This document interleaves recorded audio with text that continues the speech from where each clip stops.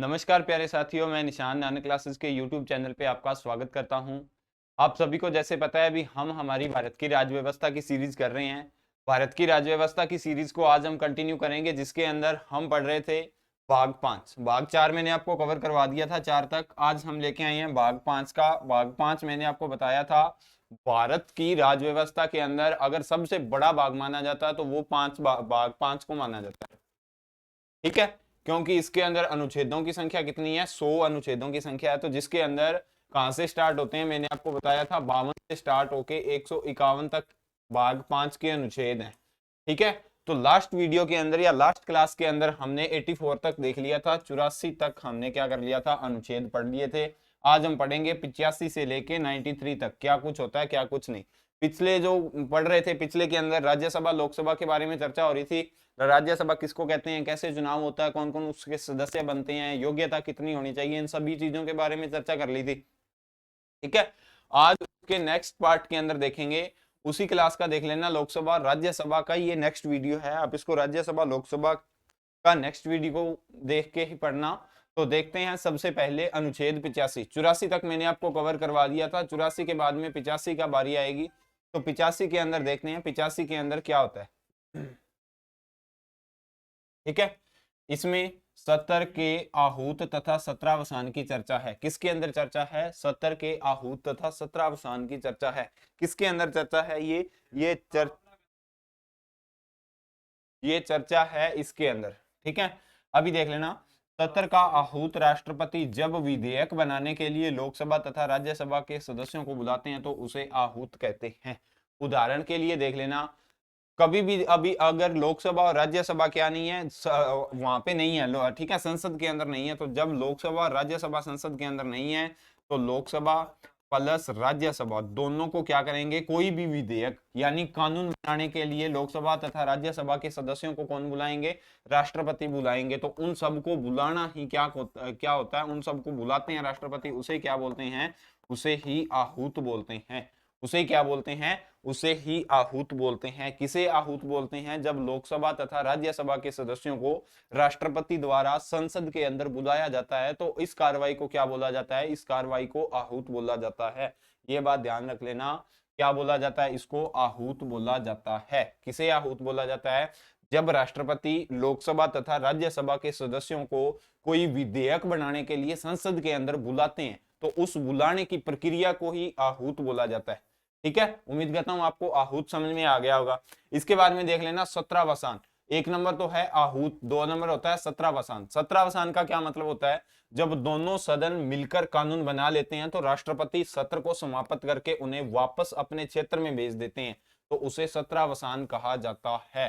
क्या कहा जाता है, उन्हें सत्रावसान कहा जाता है। देख लेना, जब बुलाया, बुलाने को क्या कहा जाता है, बुलाने को आहूत कहा जाता है। लेकिन बनाने के बाद में सारा काम कंप्लीट होने के बाद में उन्हें जब वापस भेजा जाता है तो वापस भेजने की प्रक्रिया को क्या कहा जाता है, उसे सत्रावसान कहा जाता है। उदाहरण के लिए इसके लिए आप देख लेना, किसी भी आप स्कूल के अंदर, हम सभी स्कूल के अंदर पढ़ते थे, स्कूल के अंदर जब सुबह 10 बजे हमें गुरुजी द्वारा बुलाया जाता था तो हमें गुरुजी क्या करते थे, आहूत करते थे। ठीक है, हमें स्कूल में बुलाते थे तो हमें आहूत करते थे। अभी देख लेना, जब 4 बजे हमें छुट्टी होती थी तो हमें क्या कर दिया जाता था, सत्रावसान कर दिया जाता था। आप इस बात को ऐसे याद रख सकते हो, यहाँ पे गुरुजी की जगह पे राष्ट्रपति लिख देना और हमारी जगह पे लोकसभा राज्यसभा के सदस्य लिख देना, तो आपको आहूत और सत्रावसान के अंदर जो अंतर है वो समझ में आ जाएगा। आहूत जब बुलाते हैं उसको बोलते हैं, और सत्रावसान जब भी संसद की कार्यवाही खत्म होने के बाद में उनको वापिस भेजा जाता है तो उनको क्या बोला जाता है, उसे सत्रावसान कहा जाता है। ठीक है, उम्मीद करता हूं आपको आहूत और सत्रावसान के अंदर जो अंतर है पता चल गया होगा। आप ऐसे कर लेना, बुलाने को आहूत और भेजने को, वापिस भेजने को क्या कहा जाता है, वापिस भेजने को सत्रावसान कहा जाता है। ठीक है, आपको ये बात याद रखनी है। इसके बाद में देख लेना, ये दोनों काम किसके हैं, आपसे सीधा सीधा वनडे एग्जाम के अंदर क्वेश्चन पूछा जाता है। भी लोकसभा तथा राज्यसभा के सदस्यों को आहूत तथा सत्रावसान किसके द्वारा किया जाता है, आपको ऑप्शन दे देगा, राष्ट्रपति, प्रधानमंत्री, लोकसभा अध्यक्ष या राज्यसभा का अध्यक्ष, 4 ऑप्शन दे देगा। तो आपका उत्तर होना चाहिए, ये दोनों काम कौन करते हैं, दोनों काम भारत के राष्ट्रपति द्वारा किए जाते हैं, आहूत करना और सत्रावसान करना। इस बात का विशेष ध्यान रख लेना आप। ठीक है, सबसे ज्यादा कंफ्यूजन होता है क्योंकि आहूत और सत्रावसान किसके लोकसभा के अंदर होता है, तो हम जल्दी से टिक कर देते हैं लोकसभा के अध्यक्ष के द्वारा। हालांकि लोकसभा के अध्यक्ष की इसके अंदर कोई भूमिका नहीं होती, वो भी एक प्रकार के एमपी हैं, उन्हें भी राष्ट्रपति द्वारा आहूत या सत्रावसान किया जाता है। ठीक है, इसके बाद में 3 नंबर की बात आती है कार्यवाही स्थगित करना। ये देख लेना, अनुशासनहीनता तथा शोर शराबा के कारण संसद या सदन की कार्यवाही कुछ घंटा तथा कुछ दिन के लिए लोकसभा में अध्यक्ष तथा राज्यसभा में सभापति के द्वारा स्थगित कर दी जाती है। उदाहरण के लिए जैसे हम देखते ही हैं ना, लोकसभा तथा विधानसभा के अंदर ज्यादा से ज्यादा जो विपक्ष की पार्टी के होते हैं, हमारी मांगे पूरी करो, ये चल रहा है, वो चल रहा है, या आपको मुद्दों पे ध्यान नहीं है, आप दूसरे मुद्दे, देश की बेरोजगारी बढ़ गई है, ऐसे बहुत से मुद्दे होते हैं जिनको लेकर विपक्ष और पक्ष के अंदर हंगामा होता रहता है। वो हंगामा भी ऐसे तो है नहीं भी घर पे जाके लड़ेंगे, घर पे जाके थोड़ी ना लड़ेंगे, वो कहाँ पे लड़ेंगे, जो लोकसभा के सदस्य होंगे वो संसद के अंदर लड़ेंगे। कहाँ पे लड़ेंगे, संसद के अंदर। और जो राज्य दूसरे विधानसभाओं के होते हैं तो वो कहाँ पे लड़ते हैं, वो विधानमंडल के अंदर लड़ते हैं। कहाँ पे लड़ते हैं, विधानमंडल के अंदर। ठीक है, और जब भी देख लेना ऐसा काम हो, यानी जो पक्ष और विपक्ष के अंदर अनुशासनहीनता और शोर शराबा हो, तो ये किसको अधिकार है, एक तो देख लेना लोकसभा के अध्यक्ष को, तथा राज्यसभा के अंदर राज्यसभा के सभापति को यह अधिकार है। अभी वो कुछ घंटों के लिए, जैसे आज के दिन के लिए सभी को बुला लिया, सभी अपना अपना कार्य कर रहे हैं, लेकिन आगे चल के 1 या 2 घंटे के बाद में कोई ऐसी प्रतिक्रिया होगी जिसके ऊपर शोर शराबा हो गया या अनुशासनहीनता होगी, यानी किसी भी मैटर को लेके ना तो मैटर इधर जा रहा है ना इधर जा रहा, दोनों जाने अपनी अपनी बातों पे क्या हुए हैं, अड़े हुए हैं, तो जो लोकसभा का अध्यक्ष होगा और जो राज्यसभा का सभापति होगा, तो वो दोनों क्या कर सकते हैं, अपने अपने जो अपने अपने सदन है, लोकसभा का अध्यक्ष लोकसभा को तथा राज्यसभा का जो सभापति होगा वो राज्यसभा को क्या कर सकता है, कुछ घंटों के लिए या कुछ दिनों के लिए क्या कर सकता है, स्थगित कर सकता है। भी इस कार्रवाई को या तो कुछ घंटों के बाद में करेंगे या 4 या 5 दिनों के बाद में करेंगे। ये काम किसका है, कार्रवाई स्थगित करना, ये काम किसका है, लोकसभा अध्यक्ष तथा राज्यसभा में सभापति का होता है। आहूत और सत्रावसान किसका होता है, राष्ट्रपति का। कार्यवाही स्थगित करना किसका होता है, अध्यक्ष तथा सभापति का होता है। बिल्कुल कॉमन सा डिफरेंस है, लेकिन यहाँ पे सबसे ज्यादा क्वेश्चन बनते हैं और यहाँ पे सबसे ज्यादा क्या होती है, गलतियां होती है। इन सब का आप ध्यान रख लेना। देखते हैं नेक्स्ट, एक होता है विघटन करना। विघटन का क्या मतलब होता है, राज्यसभा का विघटन नहीं हो सकता। क्यों नहीं हो सकता, क्योंकि मैंने आपको बोला था राज्यसभा का विघटन इसलिए नहीं हो सकता क्योंकि राज्यसभा होती है वो क्या होता है, अस्थायी सदन होता है। राज्यसभा होता है ना, वो अस्थायी सदन होता है, इसीलिए उसका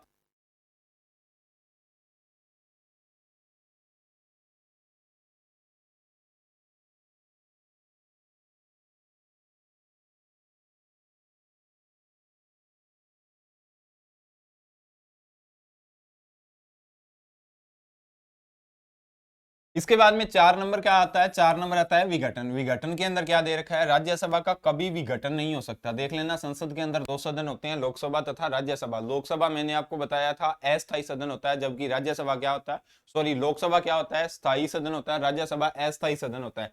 अस्थायी का मतलब होता है उसे कभी भी विघटित नहीं किया जा सकता या कभी भी उसे भंग नहीं किया जा सकता। ठीक है, केवल लोकसभा होता है, लोकसभा का क्या होता है, विघटन होता है। कैसे होता है, अभी देख लेना। लोकसभा का समय से पूर्व यानी 5 साल समाप्त हो जाना विघटन कहलाता है। यानी जैसे 2014 के अंदर बीजेपी की सरकार बनी थी देश के अंदर, 2014 के अंदर बीजेपी की सरकार बनी थी, इसका कार्यकाल कहां तक था, 2019 तक था।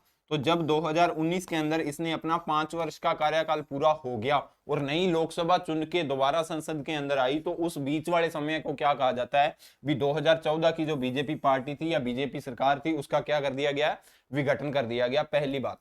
दूसरी बात क्या होता है, यदि बहुमत 273 न हो, बहुमत के प्रधानमंत्री या मंत्रिमंडल में प्रस्ताव पारित करा के लोकसभा भंग या विघटित की जा सकती है। देख लेना, यदि आपकी कार्यवाही चल रही है, जैसे आपकी सरकार चल रही है, 2014 के अंदर आपकी सरकार आई, 2017 तक तो आपके पास कितने एमपी थे, 273, यानी 274 एमपी थे आपके पास। ठीक है, इसके बाद में क्या कर दिया गया, इसके बाद में किसी भी तरह से आपके खिलाफ विपक्ष के द्वारा अविश्वास प्रस्ताव लाया गया। अविश्वास प्रस्ताव लाने के बाद में आपकी पार्टी या संसद ने अविश्वास प्रस्ताव को पास कर दिया, तो उस स्थिति के अंदर भी क्या कर दिया जाता है, आपकी पार्टी को विघटित कर दिया जाता है या लोकसभा का विघटन कर दिया जाता है। ठीक है, ये देख लेना, लोकसभा का ही विघटन होता है। और कौन करता है लोकसभा का विघटन, राष्ट्रपति करता है। कौन करता है, राष्ट्रपति करता है। राष्ट्रपति ने एक बार लोकसभा का विघटन कर दिया तो उसके बाद में जो जिस पार्टी का विघटन किया है उसे 1 माह का टाइम दिया जाएगा। ठीक है, 1 मंथ का टाइम दिया जाएगा। क्यों दिया जाएगा? भी आप बहुमत सिद्ध करो। ठीक है, बहुमत सिद्ध करने के लिए कितने समय का टाइम मिलेगा राष्ट्रपति के द्वारा? 1 मंथ का टाइम मिलेगा। अगर 1 मंथ के अंदर आपने बहुमत सिद्ध कर दिया तो आपकी सरकार है वो कंटिन्यू चलेगी। अगर आपने 1 मंथ के अंदर बहुमत सिद्ध नहीं किया तो आपकी पार्टी है या आपकी सरकार विघटित हो जाएगी और उसके बाद में राष्ट्रपति द्वारा जो चुनाव आयोग होगा उसे 6 माह के भीतर दोबारा लोकसभा का चुनाव करवाने के लिए बोल दिया जाता है। ठीक है, उम्मीद करता हूं आपको आहूत, सत्ताविसान, कार्यवाही स्थगित करना और विघटन करना, चारों के अंदर अंतर पता चल गया होगा। जिसमें से देख लेना 3 राष्ट्रपति द्वारा किए जाते हैं और कार्यवाही स्थगित करने का जो कार्य है वो किसके द्वारा किया जाता है? अध्यक्ष और सभापति के द्वारा किया जाता है। और इसके अंदर देख लेना, अगर आपकी पार्टी या आपकी सरकार ने क्या कर दिया, अगर आपकी पार्टी आपकी सरकार ने अविश्वास प्रस्ताव आपके खिलाफ पारित हो गया तो राष्ट्रपति द्वारा आपको 1 मंथ का टाइम मिलेगा। 1 मंथ के अंदर आपने बहुमत सिद्ध कर दिया तो ठीक है, अगर नहीं किया तो फिर आपकी पार्टी आपकी सरकार को क्या कर दिया जाता है? विघटित कर दिया जाता है। किसके द्वारा किया जाता है? राष्ट्रपति के द्वारा किया जाता है। और राष्ट्रपति के द्वारा चुनाव आयोग को 6 मंथ का टाइम देके दोबारा लोकसभा का चुनाव करवा लिया जाता है। ठीक है, आर्टिकल 85 आपको अनुच्छेद 85 के अंदर उम्मीद करता हूं कोई डाउट नहीं होगा। 4 चीजें के बारे में, एक तो आहूत, सत्रावसान, कार्यवाही स्थगित करना और विघटन करना, 4 चीजों के बारे में इसके अंदर बताया गया है। मैंने आपको 4 चीजें ही बता दी गई है। ठीक है, इसके बाद में देख लेना संसद के स्तर, यानी भारतीय संसद के 3 स्तर होते हैं। कौन कौन से स्तर होते हैं? एक तो बजट स्तर, पहला कौन सा होता है? बजट स्तर होता है। दूसरा कौन सा होता है? मानसून। बजट स्तर होता है वो सबसे, मतलब कि कहां से कहां तक होता है? फरवरी से मई तक होता है। और इसको क्या बोलते हैं? इसको सबसे बड़ा सत्र भी बोला जाता है। ये भी आप लिख लेना, क्वेश्चन आ जाता है। संसद के 3 सदन होते हैं, तीनों सदनों में सबसे बड़ा सदन कौन सा होता है? बड़ा सत्र कौन सा होता है? तो बजट स्तर होता है सबसे बड़ा। क्यों होता है? फरवरी, मार्च, अप्रैल, मई, 4 मंथ तक चलता है। ये कितने माह तक चलता है? 4 मंथ तक चलता है। इसके बाद में आता है 2 नंबर का मानसून स्तर। मानसून स्तर होता है वो भी ठीक ठीक होता है। और सबसे लास्ट के अंदर आता है शीतकालीन स्तर। मानसून स्तर होता है वो जुलाई से अगस्त तक चलता है। और इसके बाद में शीतकालीन स्तर आएगा वो नवंबर से दिसंबर तक चलेगा। और सबसे छोटा स्तर किसे बोला जाता है? शीतकालीन स्तर को सबसे छोटा स्तर बोला जाता है। किसे बोला जाता है? शीतकालीन स्तर को। नवंबर दिसंबर के अंदर चलता है। ये 3 स्तर हैं, आपको पता होने चाहिए क्योंकि हम भारत के नागरिक हैं। ठीक है, तो भारत के नागरिक हैं तो थोड़ा बहुत तो पता होना चाहिए ना भारत के कानून के बारे में, या कैसे संसद क्या है, क्या कुछ उसके स्तर होते हैं, कब कब मंत्री एकत्रित होते हैं, कब कब नहीं होते।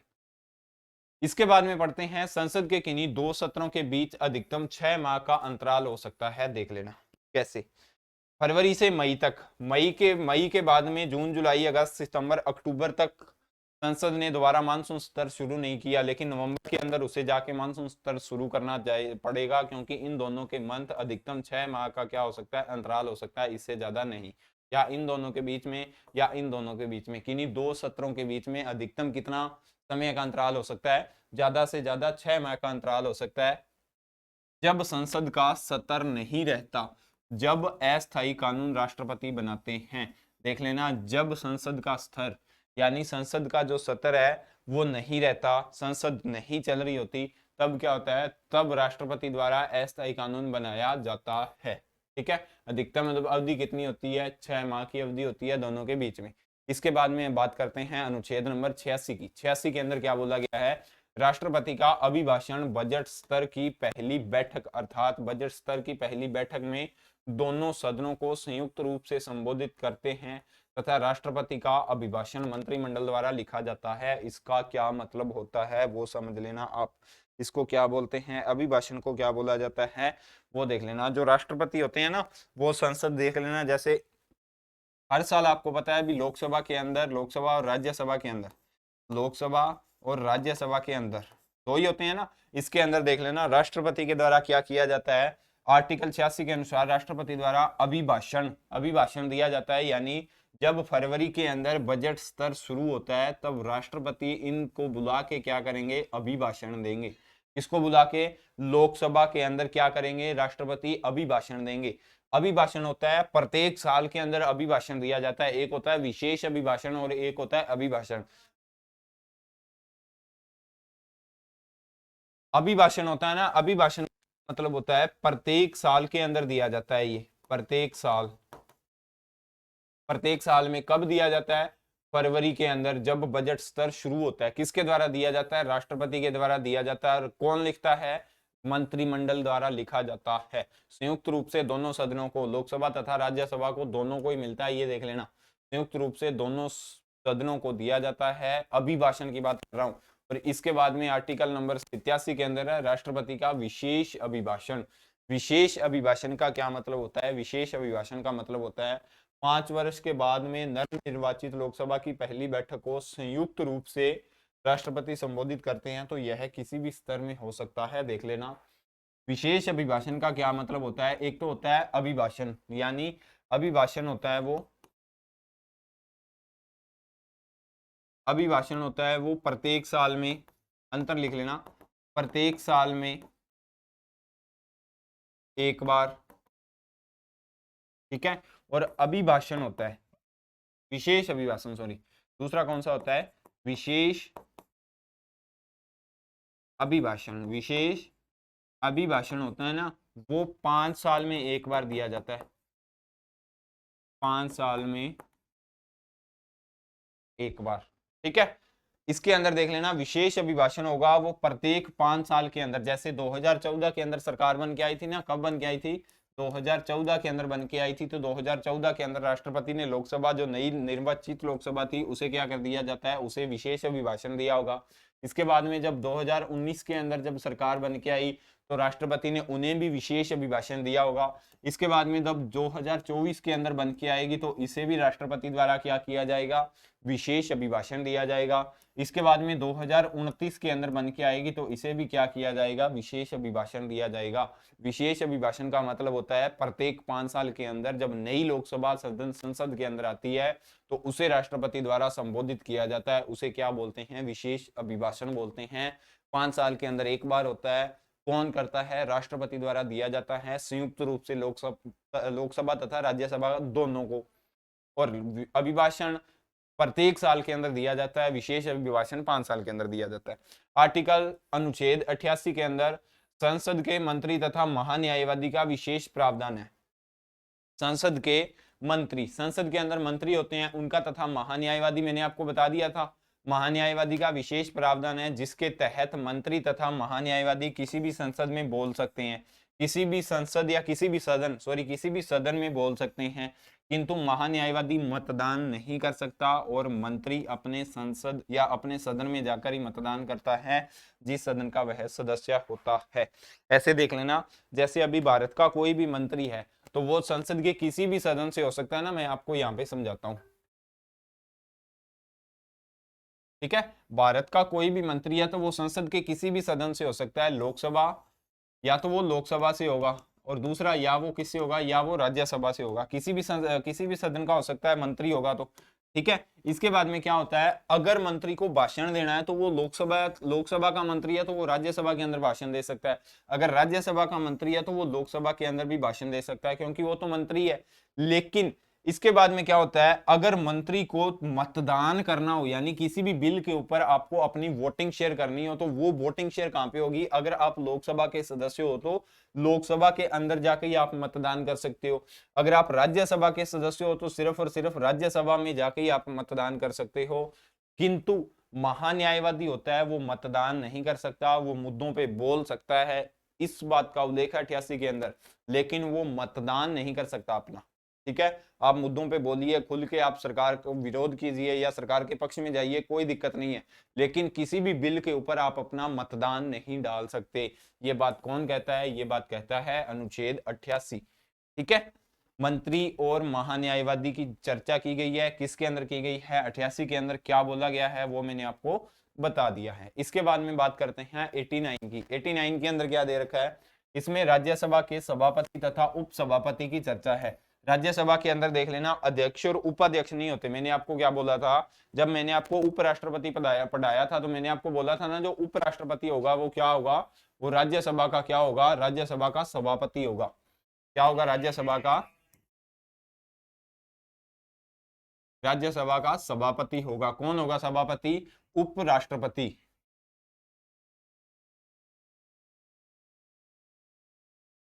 उपराष्ट्रपति, यही होगा ना राज्यसभा का सभापति, मैंने आपको बताया था।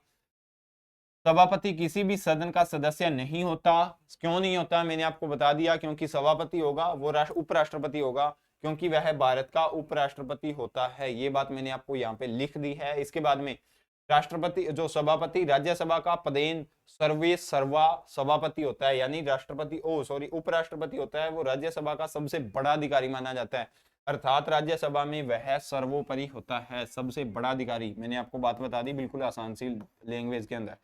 2 नंबर बात क्या हो रहा है, सभापति अपने मत का प्रयोग नहीं करते। सभापति क्या नहीं करते, अपने मत का प्रयोग नहीं करते, किंतु जब पक्ष तथा विपक्ष में जब मतदान बराबर हो जाए तब वे अपना मत या अपना वोट देकर उनका अकेला मत इस स्थिति में निर्णय ला सकता है, जिसे निर्णयात्मक मत कहते हैं। उदाहरण के लिए अभी समझ लेना इस बात का क्या मतलब है।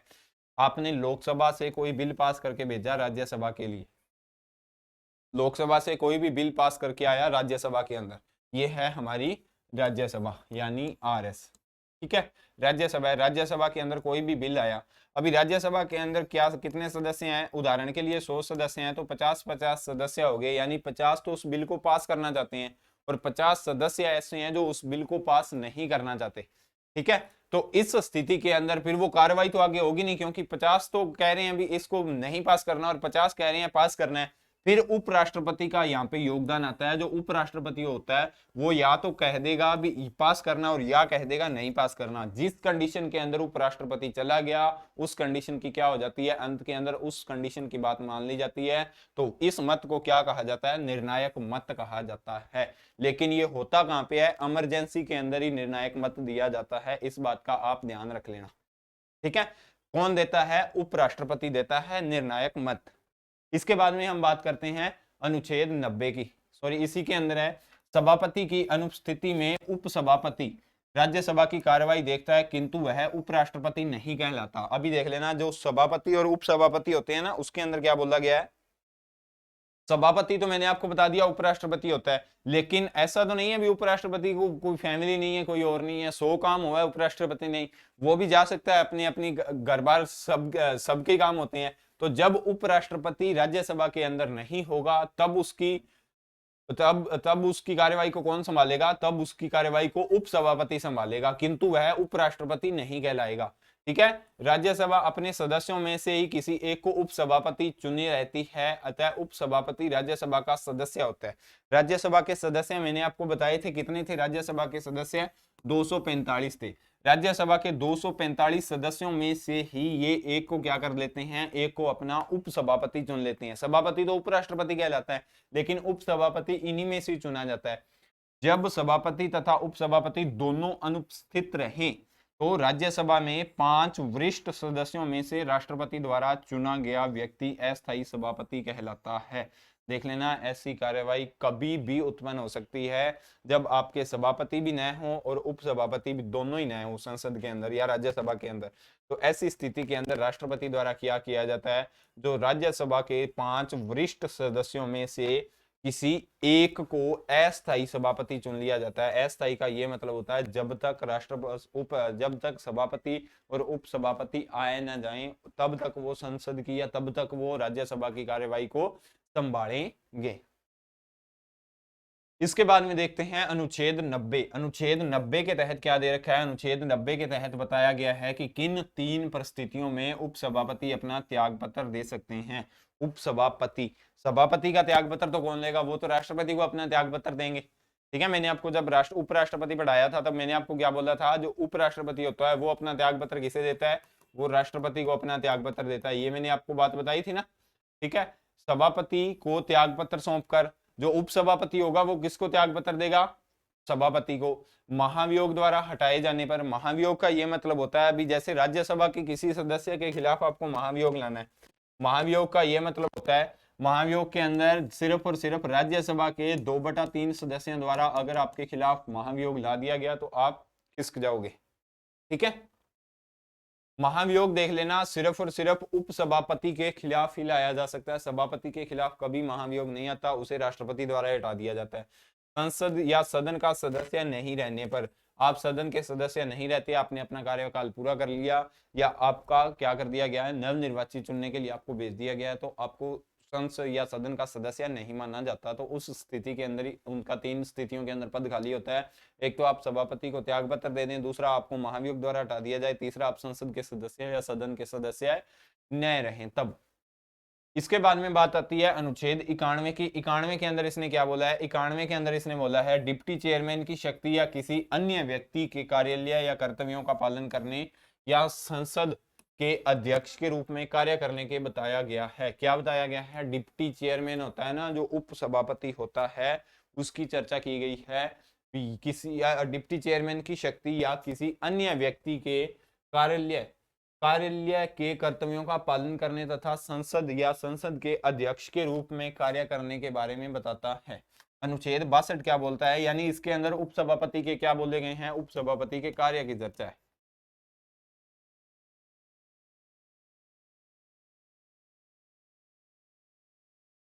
बानवे के अंदर क्या बोला गया है, अध्यक्ष या उपाध्यक्ष के बारे में राज्यों की अध्यक्षता करने के लिए नहीं, जबकि उन्हें पद से हटाने का प्रस्ताव संसद में विचाराधीन होता है। किसको, अध्यक्ष तथा उपाध्यक्ष। ये लोकसभा की बात हो रही है, अध्यक्ष और उपाध्यक्ष लोकसभा के अंदर होते हैं। आगे मैं बताऊंगा, जब हम आगे पढ़ेंगे ना तब बताएंगे अध्यक्ष और उपाध्यक्ष किसको बोलते हैं। इसके बाद में 93 के अंदर क्या बोला गया है, लोकसभा के अध्यक्ष तथा उपाध्यक्ष की नियुक्ति का प्रावधान करता है। कौन करता है, 93 के अंदर ये बात लिखी गई है, अभी लोकसभा का एक अध्यक्ष होगा और एक उपाध्यक्ष होगा। वही संविधान का अनुच्छेद 178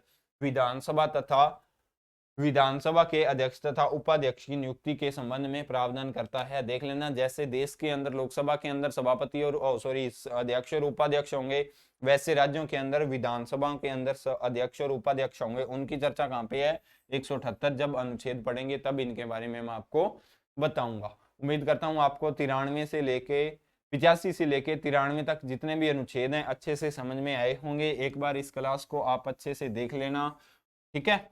अगर आपको क्लास अच्छी लगती है तो क्लास को लाइक करें, अपने दोस्तों के साथ शेयर करें। मिलते हैं कल नेक्स्ट क्लास के साथ, तब तक के लिए जय हिंद जय भारत।